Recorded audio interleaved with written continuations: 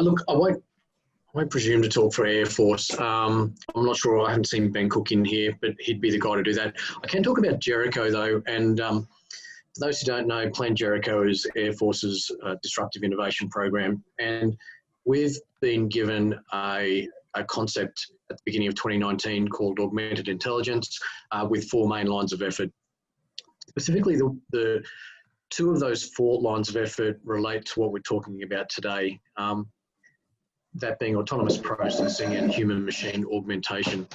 And we've been pursuing a couple of different aspects of that over time, but they're really some of the activities, and I'll talk more about them in a little bit, but they're more sort of technology focused, but we know that we need to be looking a lot broader than that for the future. And in fact, the more I've been thinking about it recently, actually, if I bring those 2 things together, what I'm talking about is the future of work. How do we shape the narrative to look beyond just the technology and look at some of the things that Bevan was talking about? You know, how do we improve the lot of our people? So we in Jericho are progressing in a couple of different ways, I guess. Through our augmented intelligence, again, we reimagine that to be to consider what is it like to be operating in effectively an Internet of Defence things future, where what we're about is using technology and improving a human's ability to interact with the environment around them to improve the timeliness and the richness of decision making. And that decision could be on the battlefield, it could be in an administrative sense.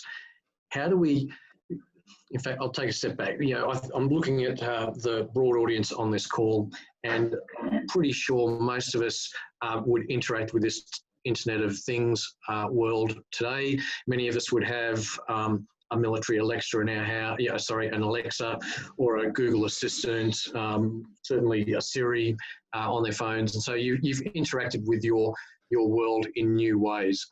And what we in Jericho are looking at is how do we transition that concept into a military sense? And so most of our projects are driving down that path. We're building a combat cloud that would enable us to stitch a range of different sensors globally into that cloud, creating a global data lake, if you like, where we will use a range of algorithms to scrape that data and provide coherent battlefield information to a decision maker. But the difference, I guess, in how we're looking at that is we aren't building bespoke and exquisite battle management systems or electronic warfare management systems. We just want to take the data from various sensors and interact with it in a very different way to improve the picture for a decision maker. So that's the Internet of Defence Things approach, improving the quality and timeliness of decision makers. We also look at, in the future of work, you know, what are we going to need to operate in this future Internet of Defence Things world? Who's available? Who's available to do this? Is our current workforce sufficient? And we also know, and I'm talking a little bit pre-COVID here, but we also know that, you know, the competition for these people, for our human capital, is going to be intense into the future. So what do we need to do? Who's going to be available to do it? And how do we enhance those people? And there's a couple of different ways that we look at this. One of them is, you know, really simple. How do I take, for example, someone with motor neuron disease and turn them into a future fighter pilot? You know, and I'm pretty confident we can do that. So how do we take a Stephen Hawking and put him virtually or into a virtual cockpit and have him fight and win? It's not just a question of enhancing our current workforce or a current model of our workforce. We're trying to look at entirely different ways of fighting into the future. How do I do that in a workforce where to this day you talk about working in different ways, improving their lot in life. I'll use an example of, and I'll make it non-attributable, people who do a range of analysis of sensed data. And you look at how they do it, and they're very intelligent. They've been doing it for a lot of years. They're really good people. But gee, it's slow and it's laborious, and it's not the future that Jericho is looking at. And when you start talking to them about ways of automating their processes so that rather than doing a lot of the intellectual grunt work, they could have a machine doing the data matching and pattern analysis and providing them with effectively a what, so what, now what.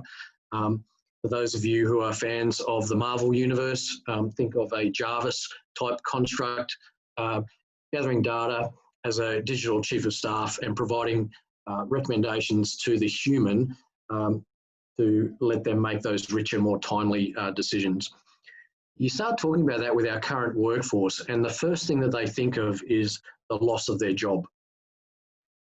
So as we improve human performance, we need to take them on a journey from where they currently are, and there'll be a spectrum, and we need to reimagine the future for them and start pressing down a pathway of saying, actually, your job's not at risk. We're just going to give you a much better job because we will be using you to enrich the operational art of what you do, not get bogged down in the minutiae of trying to wade through a whole range of data. That's probably enough for me. I hope that makes sense, but it's a really interesting journey. The work that people on this call are doing are critical to enabling that future. And certainly we're not looking to be constrained by our current biases and models. We're looking to expand and explore and actually challenge a lot of people as well as we go. Always an interesting journey.